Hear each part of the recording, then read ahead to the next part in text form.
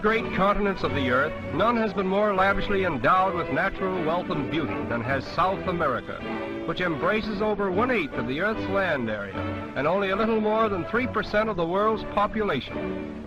Brazil itself is larger than the whole of the United States, and it has millions of acres of land that no white man has ever seen.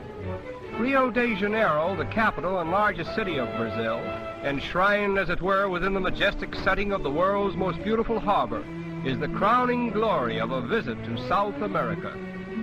Over 400 years ago, the adventurous Portuguese explorers who discovered and claimed Brazil for the crown of Portugal sailed into this picturesque harbor and called it Rio de Janeiro, or River of January, because they discovered it in the month of January, and they believed the beautiful inlet into which we now sail was the mouth of a river. As we pass within the shadow of this gigantic promontory, which for some vague reason has been called Sugarloaf, we wonder if the white men who first saw it could have dreamed that it was destined to become the mighty sentinel of an enchanted metropolis with a population of over 1 million inhabitants and a reputation of being the most magnificent city in the world. The first Portuguese settlers found the country in the possession of various Indian tribes, from whom many of them took their wives. It is a long and thrilling span of history between these modern battleships and the tiny boats upon which the Portuguese explorers first sailed into this harbor. But the centuries have wrought little change in the beautiful coastline, the delightful climate, and the ever-present clouds that are the natural heritage of Rio, the magnificent. As in most countries of South America, the color of one's skin does not always determine one's social standing. As a matter of fact, the racial color line seems to be so thinly drawn here that it has become a haven of toleration for all races. Nevertheless, the Portuguese language still prevails. Among the beautiful boulevards of Rio, the Avenida Beira-Mar is the most picturesque, with its marble promenade encircling the waterfront for a distance of 5 miles. This palm-fringed canal is a reminder of the days when the Portuguese king removed his court to Rio and brought with him the seeds of the famous royal palms, which have since spread in picturesque profusion throughout the whole country. The period from 1902 to 1906 witnessed the wonderful transformation from the old to the new Rio, a comprehensive project so boldly conceived and so brilliantly executed that there is hardly a landmark of the old city to be seen in Rio today. Perhaps the most unique feature of the clean and spacious streets is the decorative mosaic work that adorns the sidewalks. Almost every block has a pavement with mosaic patterns so individual in design that one could almost find his way about the city by becoming familiar with them. A striking contrast between the dull and drab pavements that are so typical of most cities. Rio is not a manufacturing city. Therefore, foreign goods are sold in all the smart shops. Nevertheless, foreign influence has not changed the strong allegiance which the Brazilians have for their native continent. They proudly proclaim themselves South Americans, and they very much resent the North Americans' monopoly of the word American. The marketplaces of Rio are animated by an infinite variety of tropical animals.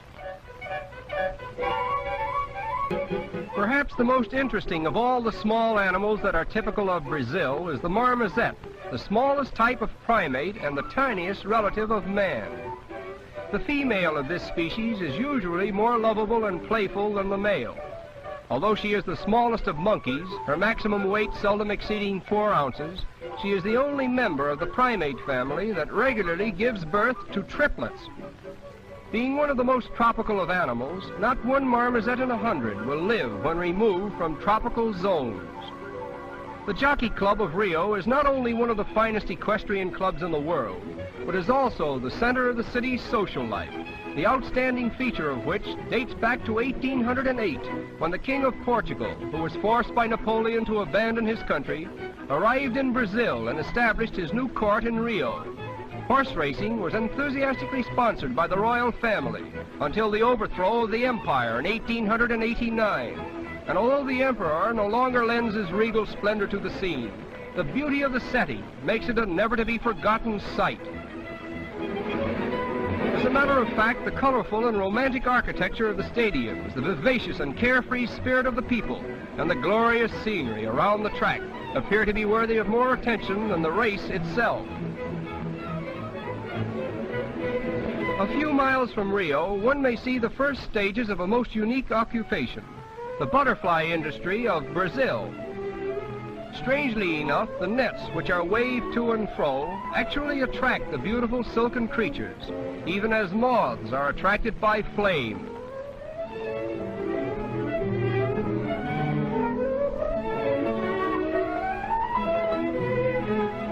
The butterflies of Brazil are much larger and more colorful than those of North America and Europe.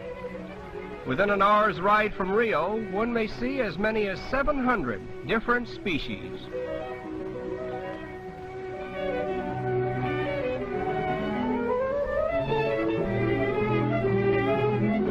After the butterflies are caught, they are usually sold to small shops in the city, where their wings, at least, are immortalized by an art that was developed in Rio several years ago.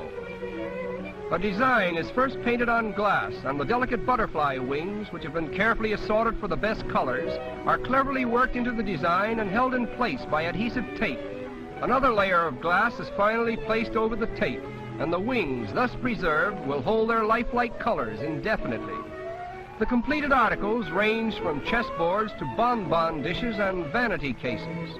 And needless to say, the predominating design in all of this work is none other than Sugarloaf, the center of attraction for all eyes that glory in the magnificence of Rio.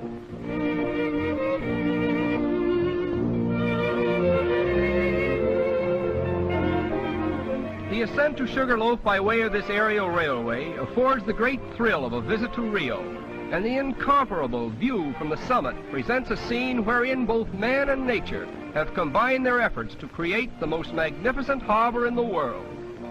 Somehow we behold in our final impressions of Rio a semblance of what great changes have come to pass in the world at large, where the beauties of nature have been harmonized with the constructive forces of man. And it is with this thought that we say farewell to Rio, the magnificent.